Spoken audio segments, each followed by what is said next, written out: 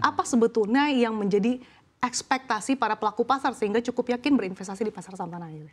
Ya, tentu salah satu faktor utamanya yaitu terkait dengan ekonomi dari Amerika Serikat, yang mana ini merupakan sudah menunjukkan indikator-indikator perlambatan. Sehingga dengan adanya perlambatan ini membenarkan bahwa perlu ada kebijakan pemangkasan suku bunga ke depan. Kita lihat dari perkiraan PDB kuartal 2 Amerika Serikat yang akan mengalami koreksi atau semakin menurun dibandingkan pertumbuhan di kuartal 1 yang lalu. Kemudian terdapat rilis dari indeks keyakinan konsumsi dari Amerika Serikat yang juga menunjukkan adanya perlambatan, sehingga dua sentimen inilah yang dapat memacu untuk The Fed sendiri memutuskan kebijakan pelonggaran dari kebijakan keuangan, sehingga dengan adanya pelonggaran ini memacu kembali perekonomian dan tentunya pasar yang cenderung untuk forward looking melihat fenomena ini sebagai kesempatan untuk peluang untuk chip in terlebih dahulu di pasar keuangan. Ada peluang untuk penurunan, tapi tentunya dengan melihat inflasi berhati-hati. Terkait dengan inflasi, kalau kita lihat gitu ya, tapi satu sisi ini berkebalikan pergerakannya. IHSG mampu menguat cukup signifikan bahkan di akhir-akhir penutupan perdagangan. Tapi berkebalikan, rupiah justru terkapar dan kembali lagi ke level psikologis 15.600. Ya, kalau kita perhatikan memang pergerakan dari rupiah sendiri ini sangat bergantung dari keyakinan pasar global untuk perekonomian dari emerging market seperti Indonesia. Karena kalau kita perhatikan pergerakan dari rupiah berada di 15.680 yang saat ini kita lihat, ini juga bergantung dari apakah masih menarik untuk berinvestasi. Namun juga perlu diperhatikan bahwa faktor-faktor perekonomian dalam negeri dari global seperti dari Amerika Serikat sendiri, dari Jepang sendiri yang juga menunjukkan adanya perlambatan secara real.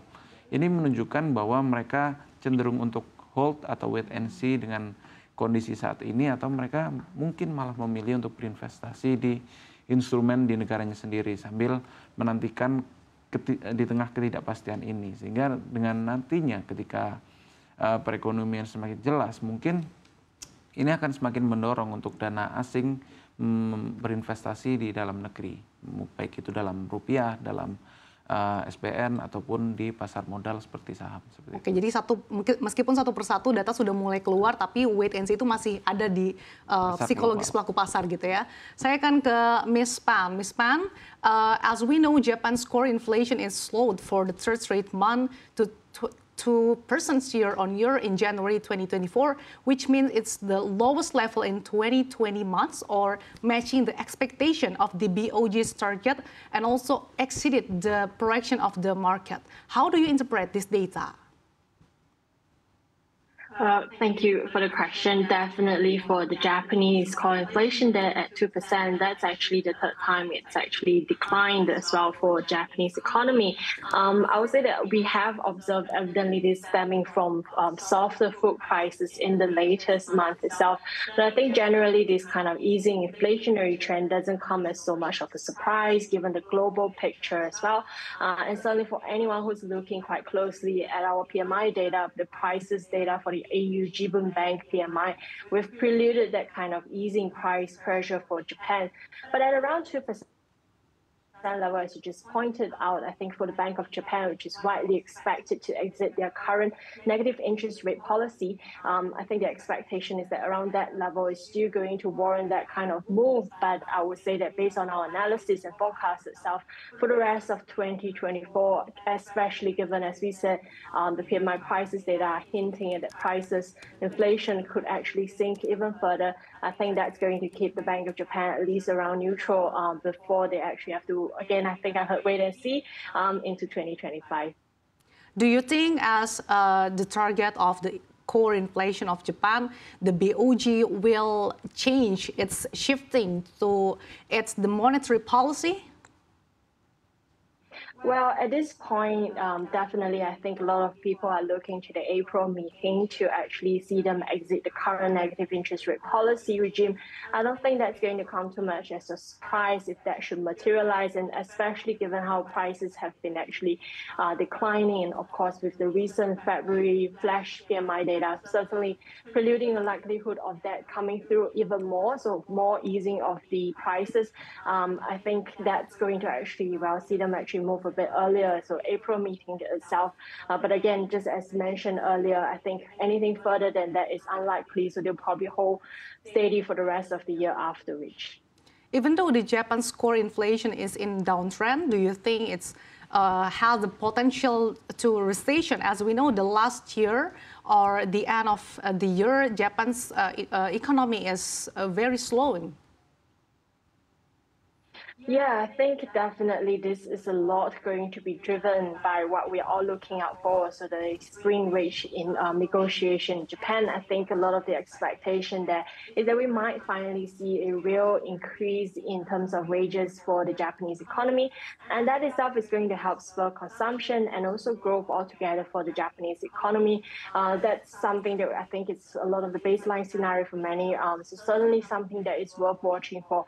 But I think, the picture itself, and I think we've discussed this just earlier as well, is really how the global economy is shaping out. And at this point of time, the global demand itself is still quite subdued, especially for the key manufacturing sector in Japan. Certainly, we're seeing a little bit of a positive trend in terms of the destocking that's been turning around. So hopefully that's going to see demand for goods actually pick up and help with Japanese economic growth into the latter half of the year.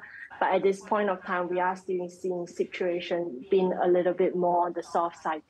Alright, I'll move on to Reza. Tadi Miss Pan mengatakan kalau saat ini situasi global perekonomiannya belum betul-betul bangkit, termasuk tadi sektor manufaktur yang ternyata belum sepenuhnya seperti sebelum pandemi. Nah, seperti apa sih Anda melihat tren inflasi yang menurun di Jepang ini dengan dampaknya bagi pasar keuangan tanah air, khususnya pergerakan rupiah maupun IHSG?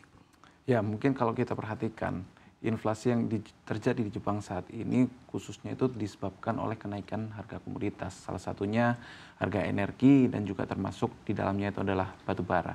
Kalau kita perhatikan lebih dalam, batu bara merupakan salah satu komoditas andalan ekspor RI yang mana ini penyumbang devisa terbesar dan juga tentunya dengan adanya inflasi di Jepang ini akan berdampak cukup positif seharusnya untuk perekonomian di Indonesia, yang artinya dengan adanya kenaikan harga di Jepang, artinya penggunaan dari komoditas-komoditas seperti batu bara itu mengalami kenaikan sehingga turut menyebabkan adanya kenaikan ada permintaan energi harga. Gitu ya? Ya, dengan adanya kenaikan energi, tentunya ini harga-harga produk juga akan mengalami kenaikan, sehingga dengan kenaikan dari harga komoditas batu bara ini menyebabkan dampak positif tentunya untuk Indonesia, yang mana juga kita tahu bahwa ekspor batu bara kita saat ini juga mengalami pertumbuhan yang cukup signifikan ke Jepang dan juga Korea Selatan, sehingga dengan tujuan ekspor batu bara kita yang kuat kepada Jepang ini